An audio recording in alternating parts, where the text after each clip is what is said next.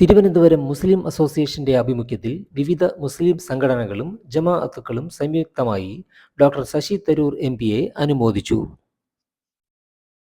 June 12 വൈകുന്നേരം തിരുവനന്തപുരം നന്ദാവനത്തുള്ള മുസ്ലിം association ഹാളിൽ വെച്ചായിരുന്നു അനുമോദന ചടങ്ങ് സംഘടിപ്പിച്ചത്. Muslim association president Nasar Kadayara, Palayam ഇമാം ഡോക്ടർ സുഹൈബ് മൗലവി, KIMS health chief executive director EM Najeeb, MES general secretary Nadeer Kadayara, തിരുവനന്തപുരത്തെ മുസ്ലിം സംഘടനകളുടെ നേതാക്കൾ, ജമാഅത്ത് അധികാരികൾ തുടങ്ങി വിവിധ സാമൂഹിക സാംസ്കാരിക രാഷ്ട്രീയ രംഗത്തെ പ്രമുഖർ പങ്കെടുത്തു.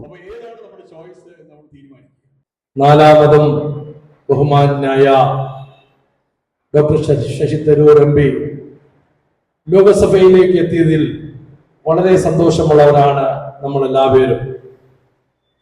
അതിനുവേണ്ടി പ്രവർത്തിച്ച മുസ്ലിം അസോസിയേഷൻ മെമ്പർമാരും മറ്റ് ന്യൂനപക്ഷ സംഘടനകളിലെ മെമ്പർമാരും മറ്റ് ജമാഅത്ത് പ്രസിഡന്റുമാരും ജമാഅത്ത് ഭാരവാഹികളും ഇമാമുകളും എല്ലാവരുടെയും ഒരു സന്തോഷത്തിന്റെ പ്രതിഫലനമാണ് ഈ ആദരം.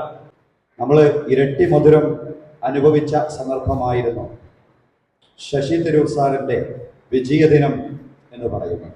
ഒന്ന്, ഇന്ത്യ സഖ്യം ഏറെ മുന്നേറിയ സന്ദർഭം.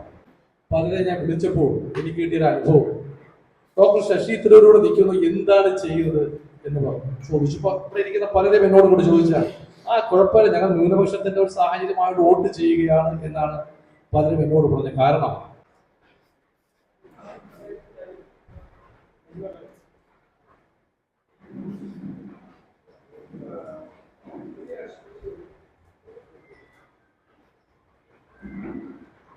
അടുത്തത് എന്റെ സംഘടന തന്നെയാണ് മുസ്ലിം education society. EM Najeeb Sahib chairman.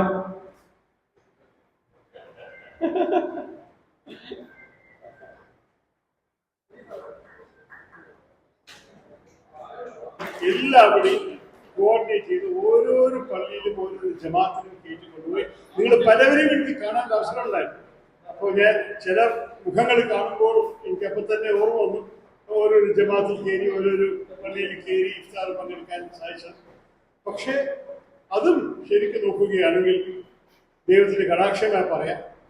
അതിന്റെ തൊട്ടു മുമ്പ് എന്തായിരുന്നു? ഈസ്റ്ററിന്റെ ആഴ്ച.